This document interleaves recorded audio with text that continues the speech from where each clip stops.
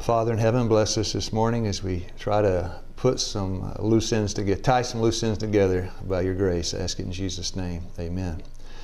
So we're going to be looking at the prophetic picture combined with our next study in health evangelism. Where do you find it? The book of Habakkuk. I don't know how to say it. I say Habakkuk. I don't know how you say it. I've heard different people pronouncing it different ways. If you want to know how to pronounce it, who do you have to ask? Habakkuk, and he's dead. You don't know how, all right? Sister Barbara, you want to start? Now this is a different version. The vision waits its appointed time. It hastens to the end. It will not lie. If it seems slow, wait for it. It will surely come. It will not delay. Present truth. May I define present truth? See if this is okay. Present truth is truth for the present. Noah had a good message. We're not giving that message. There was a blessing in studying that message when he gave it. Today, that's not our message. I can name other things too. If you sin today, you don't go to the sanctuary with a lamb, right? A four-legged lamb. Now, it's nice to study Leviticus, but that's not what we do today. Present truth is what we're doing now. Is that present truth?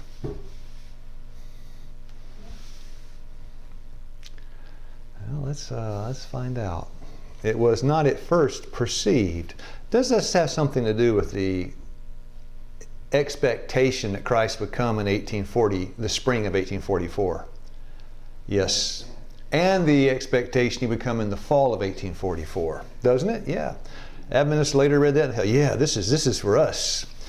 It was not at first perceived that if the decree did not go forth at the beginning of the year 457 BC, the 2300 years be completed at the close of 1843. And the close of 1843 in a Jewish year was spring 1844. The Jewish year begins in the spring, right? Jesus died in the spring. He died on the 14th day of the first month, right? Passover. But it was ascertained that the decree was given near the end of the year 457, and therefore the prophetic period, it must stretch not from the spring but to the fall. We expected Christ to come in the spring. No. He's going to come into fall. And the 10th day of the 7th Jewish month, the Day of Atonement, is October 22. He's coming 1844, October 22. But he didn't show up. And they saw Habakkuk. And they said, this is present truth. The prophetic period must reach to the fall of the year 1844. Therefore, the vision of time did not tarry, though it had seemed to do so. We learn to rest upon the language of the prophet, and that's what Barbara read, right? The vision is yet for an appointed time. And if it doesn't seem to be fulfilled, what should you do? You just wait. It's going to happen. Now, that's the days of Habakkuk. That's 1844. Thank you. Ryan, you want to read? No. It's still present truth. The vision is yet for an appointed time, but at the end it shall speak and not lie. Though it tarry, wait for it, because it will surely Now, come. put the microscope on. Listen carefully. It will not tarry past the time that the message is borne to all nations, tongues, and people. Shall we who claim to be students of prophecy forget that God's forbearance to the wicked is a part of the vast and merciful plan by which he is seeking to compass the salvation of souls? Now it's the second sentence. It will not tarry past the time that the message is born to where? Now flip it for me.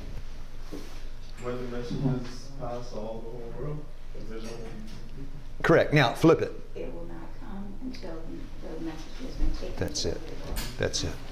It will not come. He will not come until the message goes to the whole world. Next question. Is health evangelism an essential part of the method we are to use to give the gospel?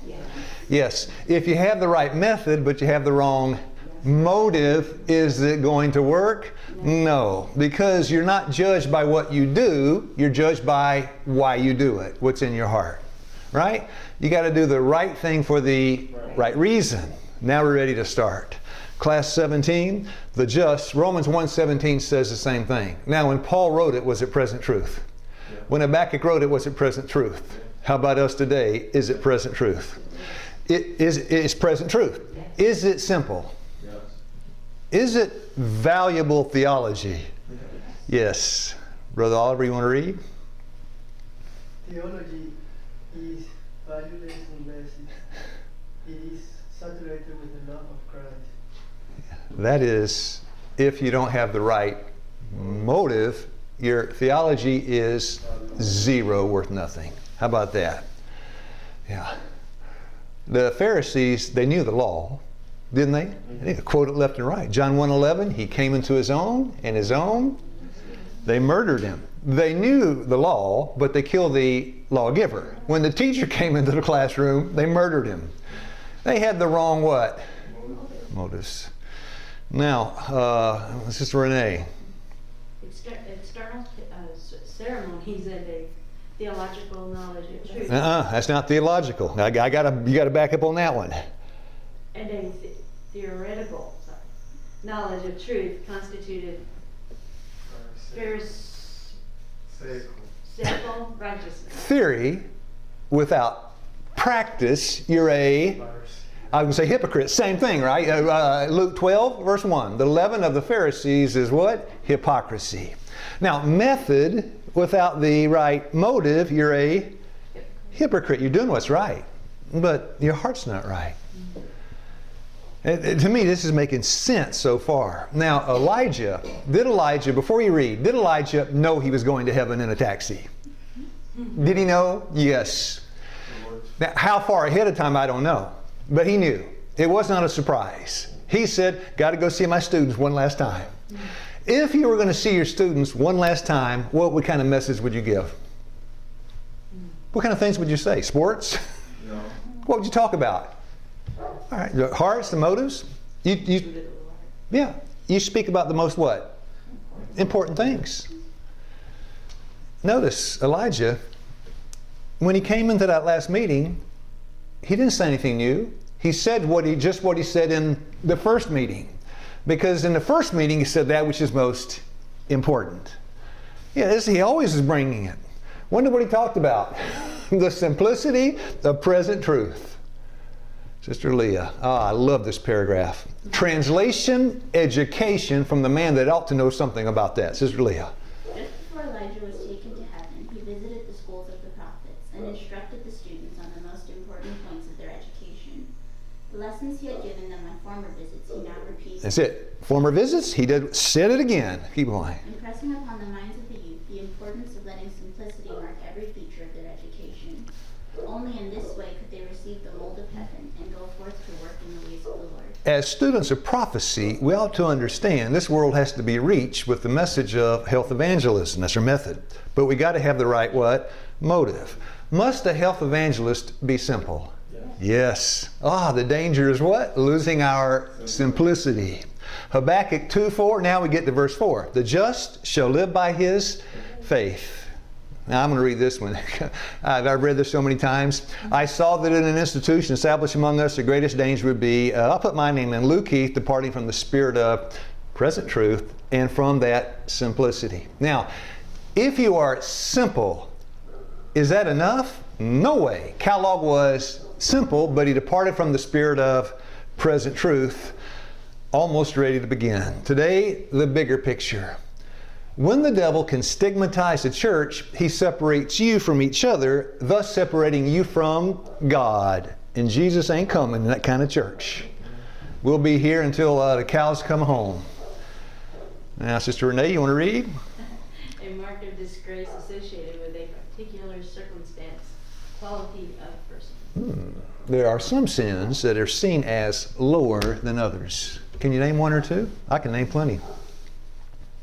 Drug addict, prostitute, child molester. These are the baser sins. Right? You would never do anything like that, would you? Yeah. Isn't that true? These are the baser sins. Is this an example of being stigmatized? That you see this sinner as a little less than this sinner? Isn't it true? Now, in the last class we read before Gene's, that's where we ended. Today, this is where we start. That's the very thing we read, all right? Brother Ryan, you want to read that? Everything about the priests and rulers, the dress, customs, ceremonies, traditions, made them unfit to be the light of the world. They looked upon themselves, the Jewish nation, as the world. But Christ commissioned his disciples to proclaim a faith and worship that would have in it nothing of caste or country, a faith that would be adapted to all peoples, all nations, all classes of men. That was written for them Jews. No, come on. For our admonition upon whom the ends of the earth have come. 1 Corinthians 10 verse 11. Habakkuk 2 was written for us. Habakkuk 1 was written for us. Now I'm sure it has application for others too. But everything in the end is written for me. Paul said that, right? Written for my admonition. So is there a possibility that caste may be creeping into Luki's mind? That's our subject this morning. Now, I think I showed this little map a while back. This is the from the United Nations. This is a projection of population growth in the future. It goes up to 20 what? 20, I can't see it. 2025? 20 what? 20? 2100? 2150. 2150. What are we in today? What's the year today? 2021, thank you. And now, let me throw in a little something from Daniel. Seal the book until when? Is Daniel, the book of Daniel, been unsealed? In unsealing Daniel, do we understand some things in Revelation we didn't know before? As you read Revelation, do you understand some things in Ezekiel 47 you did not know before? Yes, it goes with Isaiah 58. Now, the river of life, has it been unsealed in this world? Ezekiel 47, river of life. When that river flowed, them fish did live, right? The river of life in Ezekiel 47, we spent 2 hours on it. Has it been unsealed? Yes. Is it flowing? Well, I'm not sure how deep. I'm not sure how deep. But is it flowing? Okay, it's flowing. Where is it going to flow? Sooner or later. To the whole world. And until it does, Christ will come. and we say the visions tarried. Jesus said, no, you tarried. I didn't tarry. Right? Nothing can stop that river except caste. And then we get to statements. Nothing stops the river except the caste system. You say, well, I'm glad I'm not in India. We'll start with India and end up at Butler Creek. Now, I guess everybody knows caste system thinking in India. You got the top, you got the Brahmins, on the bottom you got different names for the untouchables. And if you're born that way, you die that way, you stay that way, you die that way. Isn't that true? That's it. So your standing in society is determined by who your parents were. Isn't that crazy? That's kind of genes turned upside down. Isn't that right? You're born there, you die there. Is it okay to say caste system thinking is an old wineskin? And putting new wine in that kind of old wineskin is very, very difficult. Now, it's one thing to theoretically look at it. Now, I don't know about you, I've lived in it. I spent 7 years in it. It's a whole different world than sitting here and looking at it on YouTube. Would you agree? Yeah. When I went to that what's it called? Refugee camp in Kenya. Of course, when I got the invitation, I went where? To YouTube. No, YouTube. And looked up Kakuma refugee camp in Kenya. And I looked. It was like the World Health Organization, wolf spiders, and these scorpions and mosquitoes everywhere. And I'm looking, and I know what? In other words, let me give a statement, then you flip it. Heaven is better than you can ever imagine. Now flip it. Imagine. And I can imagine a lot. I told you I got a big imagination. I thought, a picture is worth but 1,000 words is not worth one experience. You right? Understand by experience. Bye-bye classroom theory. Now we take what we studied 4 days ago, and we look at the sewer man cleaning in India, right? To reach the people, come on, what's it say? That's it. You want to reach him? That untouchable ain't coming to you. You've got to finish the sentence. Go to him. And if you're a caste system thinker, you'll never go. You'll never go. Because the Jews didn't go. Because why? You know why. Caste system thinkers. So we'll get this one fresh again from the top. Whose turn? It's Brother Oliver. To reach the people wherever they are and whatever their position or condition, and to help them in every way possible. This is true ministry. Yeah. Now, next question. The top, of course, is Brahman. Is that man a Brahman? No. Probably not, right? But without the right motive, you can't succeed in reaching him or the Brahmins. And if we don't reach them, division will tarry. Division will tarry. So I rewrote it. Instead of caste system social organization of India, we now go to caste system in Christianity. We start where? England. England. Now, if you don't mind, I'll read. Caste system in England. True, there are many difficulties to be met in presenting the truth, even in Christian England.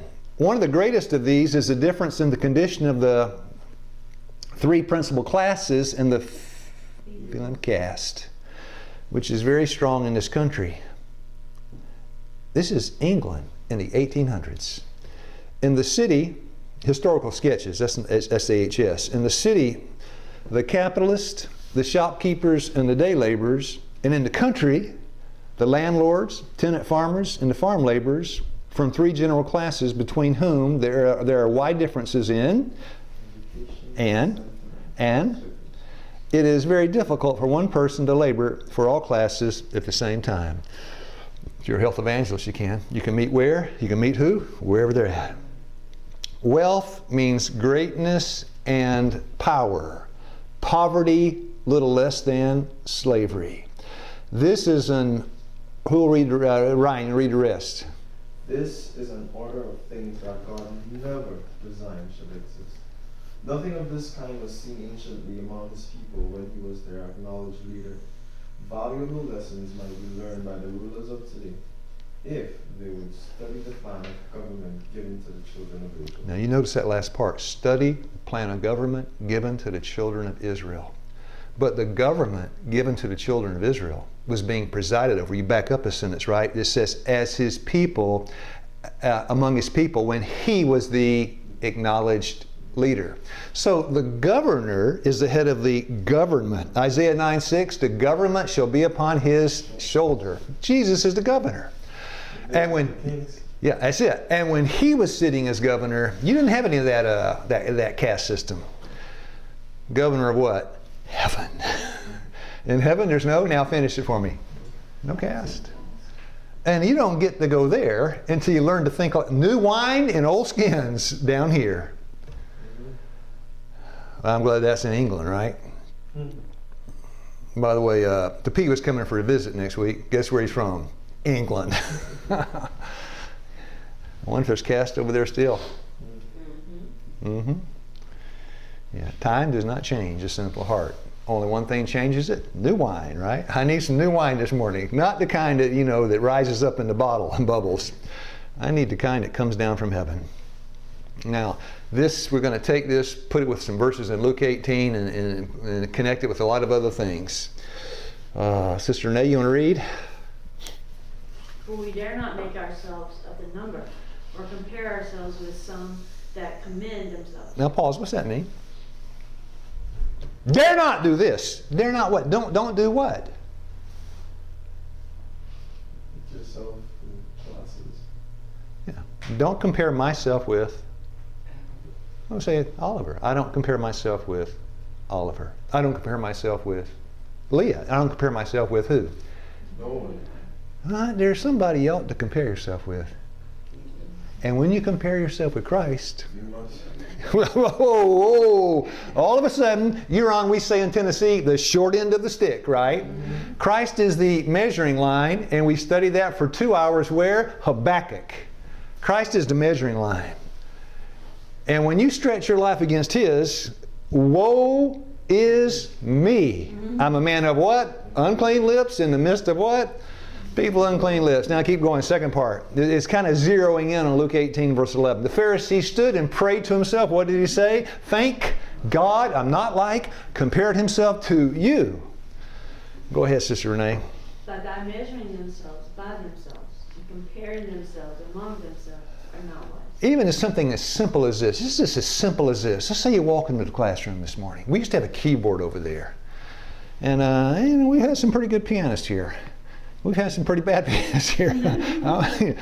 Let's say I'm playing. Anybody play the piano here? You? What would you say? You're decent at least?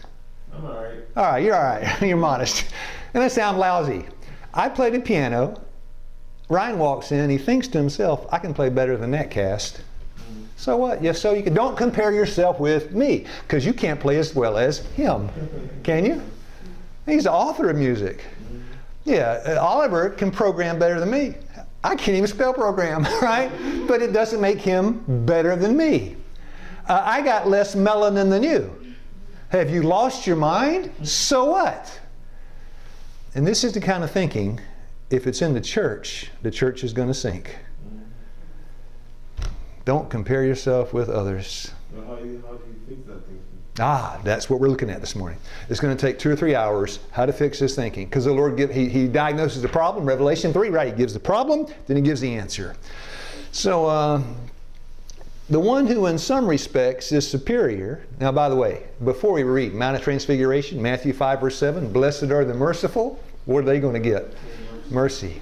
Now, remember that. That's an important verse. That is the key that unlocks the rest of what we're going to study. Matthew 5:7. Blessed are the merciful. Click. Don't forget that one.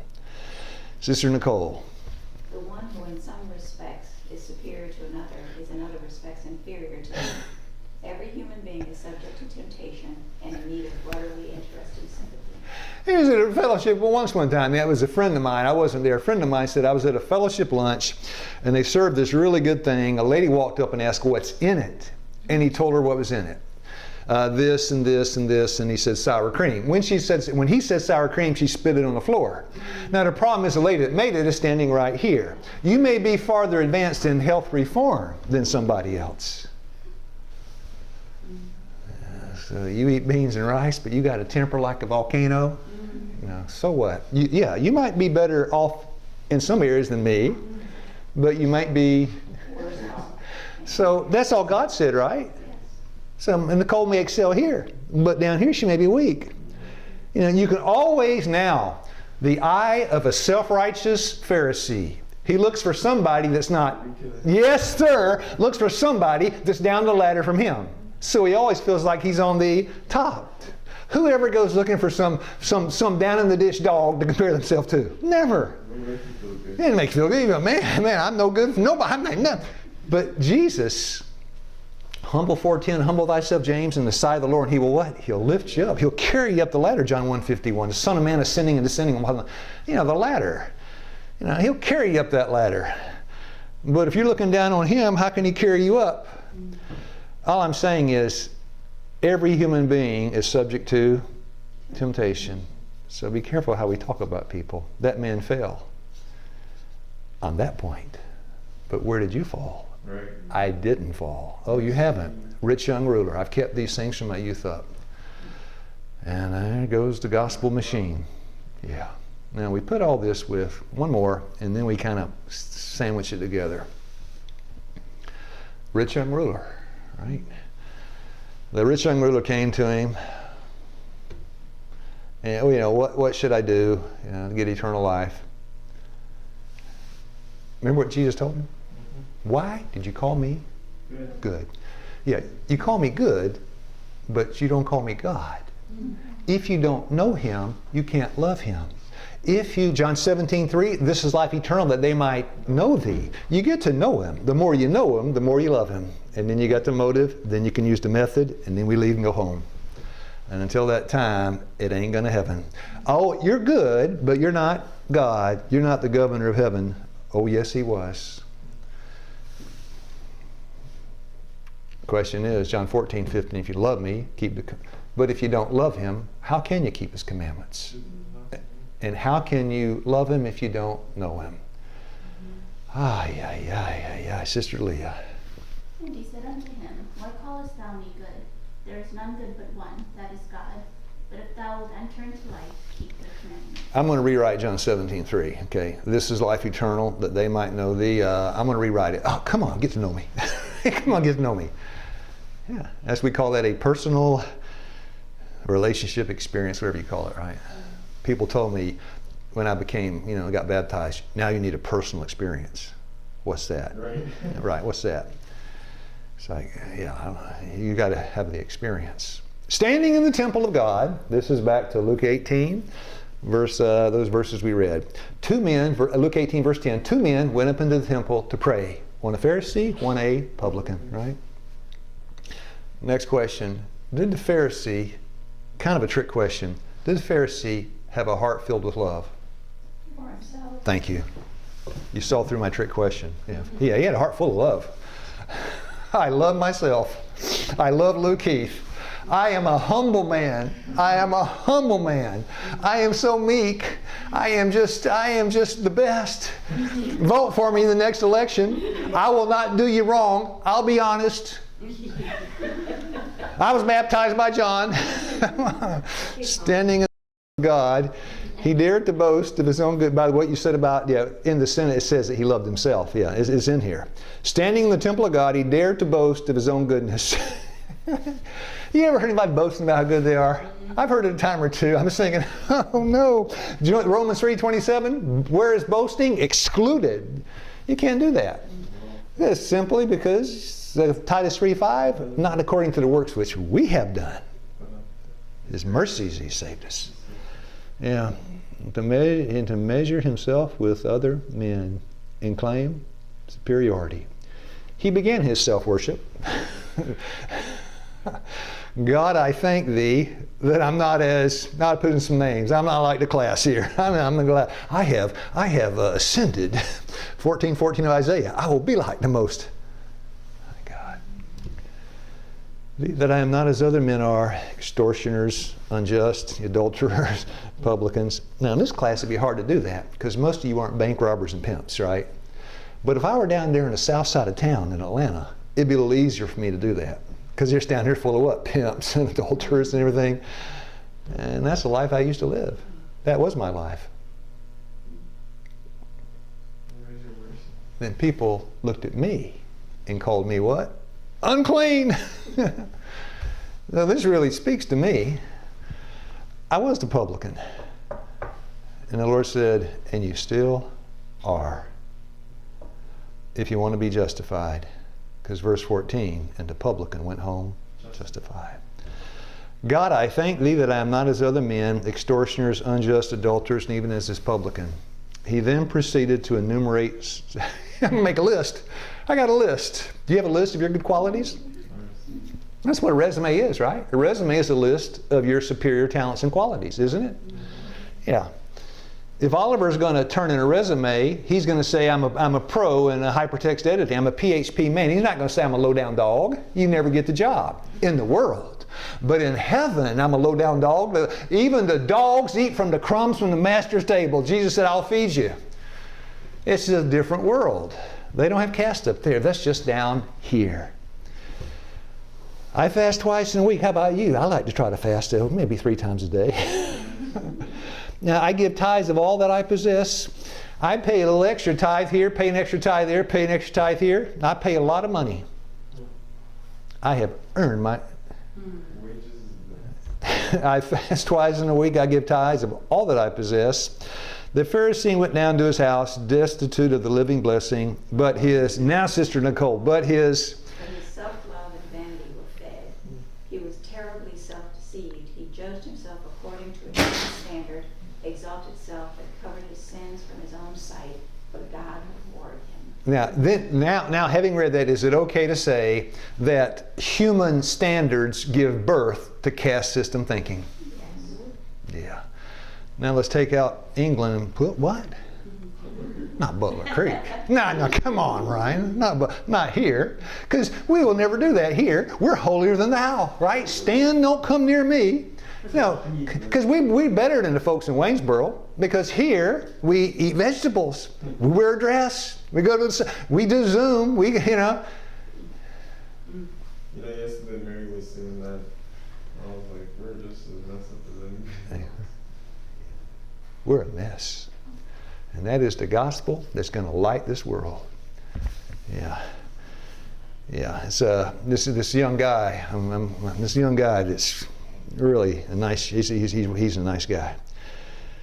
He said, when I came into it's 2 years ago, right? When he came into the message, 2 years ago. You're not in the message hardly. He came into the message. He made us some fanatical leanings, and then I said, what? So did I. When I became a Seventh-day Adventist, I ceased to eat my mother's food. I told him that, because I did. I brought my own food to my mother's house.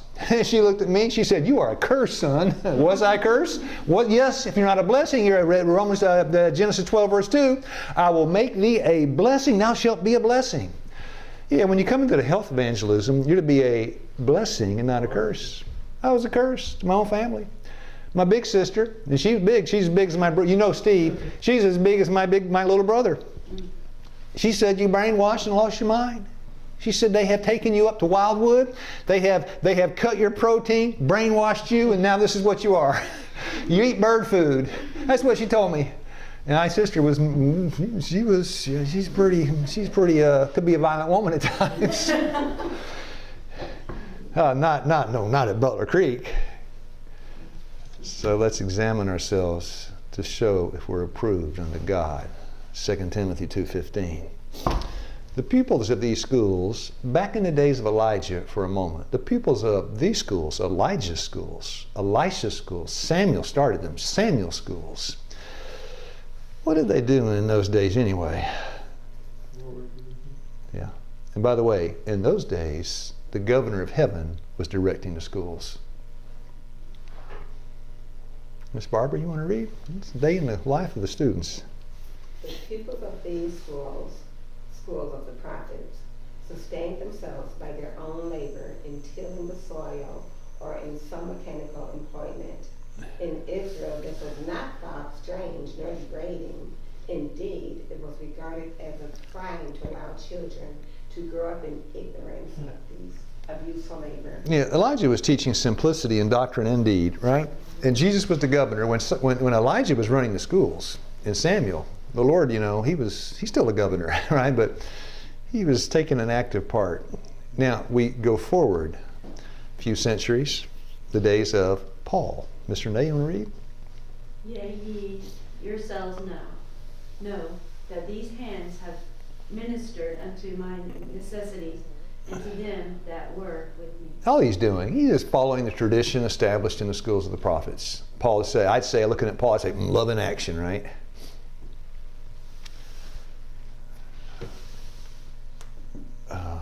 There were some who objected to Paul's toiling with his hands, declaring it was inconsistent with the work of a gospel minister. Theology leavened by the traditions. 15 verse 9, in vain they do worship me, teaching for doctrines the commandments of men. Matthew 15 verse 2, why do your disciples transgress the traditions of the elders? And the leavening process beginning in the apostolic church. There were some who objected to Paul didn't object, right? He working like a dog. He's working like a dog, declaring it was inconsistent with the work of a gospel minister. And I went back and took this picture out of a class. Oh, this is from a couple months ago, 4 or 5 months ago. Ugly hands, right? Ugly hands. That's modern thinking. That's postmodern thinking. Beautiful hands. Beautiful hands. That's apostolic thinking. There it is, cast into Seventh-day Adventist Church. Guilty as charged. And that's why we are dried up old wineskins and the gospel is not going to the earth. Because of that. I'm glad God said it and I didn't. Brother or Sister Leah. Your name's not Brother Sister Leah, just Sister Leah. So, you know what I mean. Notwithstanding all that has been said and written regarding the dignity of manual labor. Now, who wrote it? Who wrote it? Yeah, it's Mrs. White, but God's giving it to us. He's giving us page after page after page after page after book after book after book after book after book. And she said, them Seventh-day Adventists won't listen. Keep going. The feeling prevails that it is degrading. Popular opinion has in many minds changed the order of things, and men have come to think that it is not fitting for a man who works with his hands to take his place among gentlemen. Here's the problem with that kind of thinking. Here's the brother, and Hand me into you. Yeah, can't reach him. Now, I'll flash it up that you're a step ahead of me. You can't reach him. Medical missionary work is the gospel in practice. If my attitude toward what he is doing is, that man is, thank God I'm not like him, then you can never reach him. Because a pompous hypocrite is never going to reach a soul because it's coming from his mouth, but not his heart and mind. That's it. So you look at that. Yes, that's for us. Let's look at that, okay? Okay? You walk down the road, and I've walked down those kind of roads. I've seen these kind of people. And I will tell you from experience, this is not something I read. You go, and I learned this early on. You go as a health evangelist. I got my Bible, I got my bucket. Got my Bible behind my back, right? My bucket up front. You need a treatment? And that brother says what? No, I don't need a treatment. I need something though. What do I need? Someone to help you plant rice. I need somebody to help me plant rice. I don't do that kind of work. I program. IT. I teach physiology. I'm going to hell. I'm going to hell. We lost our minds. You know, now who'll read again? Brother Oliver. Medical missionary work is the gospel in practice, the gospel practically carried out. You know what that man's doing, don't you? If you're from the Caribbean, you ought to know. He's cutting some sugar cane. He's cutting some sugar cane. And I've been there too. And I'll tell you, when they invite me in, I don't want to go. So, that's it. Oh, your actions reveal your heart. That's it. Sugarcane farming. Isn't that terrible? You know why that guy's all covered like that, don't you? Because where I was, the jungles I living in those jungles, they burn the undergrowth to get the snakes out of the sugarcane, then they go in and cut it. It's a dirty job. It's worse than charcoal. Well, maybe not as bad as charcoal. This is a tough job. Well,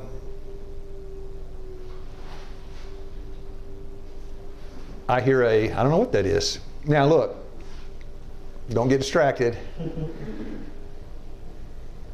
Did God give us health ministry to help us or help others? Well, it's the same ministry. Yeah. Now, the bigger picture. If you want to be like Elisha, you got to do what Elisha did. What did Elisha do? Cut sugar cane, planted rice. Yeah. Caste system thinking almost disqualifies you from getting gospel. By plowing in the field, is that the road grader guy? Yeah. I guarantee he's going to do our driveway. Well, no, that's someone's cutting down some trees down the back. Oh, okay. I thought this road grader guy. He keeps coming back and doing our driveway. What a blessing. By plowing in the field, Elijah had learned the lesson of not allowing failure or discouragement. Perseverance is learned where? Behind the plow. That's it. Where do you learn to be a stable Seventh-day Adventist Christian? Cutting sugar cane. That's it. You want to get a cleaned up character? Clean the toilet. That's true. You want the verses? Yeah, they're verses all day long. 13:13. You call me Master and Lord of John, and you call me Master. You say, well, so I am. If I, your Master and Lord, have washed your feet, you ought to what? Wash one of those feet. Yeah, that's it. He's given them the secret of happiness. And so here at Butler Creek, you're telling me plowing a mule will make me a Christian? That's exactly what I'm saying. Plow a mule if your heart's right. So let's see somebody plowing the mule here at Butler Creek. My friend Danella. What's she learning? Not to fail nor be discouraged. And if you don't learn it, the vision will tarry. Who's going to read our last one? Miss Nicole, give you the privilege. The students are learning what plowing means, and that the hoe and the shovel, the rake and the harrow, are all implements of honorable and profitable industry. I've got it up here. Finish the sentence. That's the problem. And you, would you agree, you of yourself can't shift it from here down here. That's a supernatural work. So Jesus said, John 13:15, I've given you an example. I came to show you how to do it. Now let's get hold of the dishes. Luke 22:27. Who's greater, he that sitteth at meat or he that serveth? Let's get hold of the dishes. I don't like cleanup. You don't? Why? It's beneath me. Okay. Now really, if you were invited to the Buckingham Palace, would you go? You better say yes. Yeah, going, don't you? I wouldn't go over there. I'm better than they are. So let's squeeze Ryan since he said yeah. You're going to the Buckingham Palace with the Queen, right? You got 4 forks, 3 spoons, 3 or 4 bowls. You got all kind of, you lay out there, right? 5 kind of glasses. You don't have, you probably do, right? But you don't have a clue which one to use as they bring the different courses. What should he do? Watch what they do. I just eat.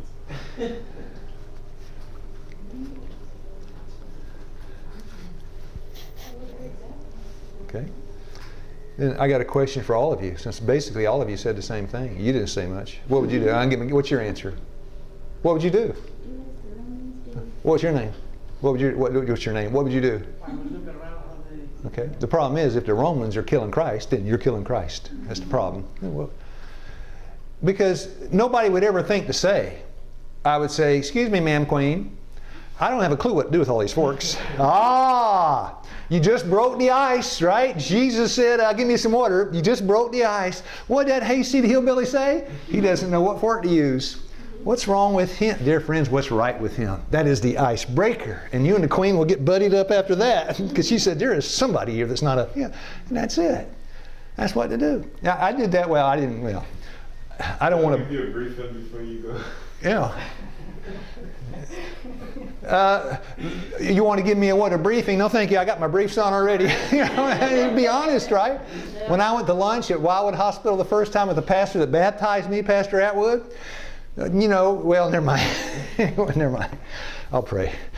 Our Father in heaven, yeah, this is good. Just to be simple, plain, loving, health evangelist, not putting on any airs, just what you see is what you ought to get. God help us to be like that. To be just lowly and meek and humble. Not that we say we are or advertise we are or think we are. But when the governor looks at us, he says, that's a man I can use. I pray that you'll do this for us, in us, to us, and with us. I ask it in Jesus' name. Amen. Amen.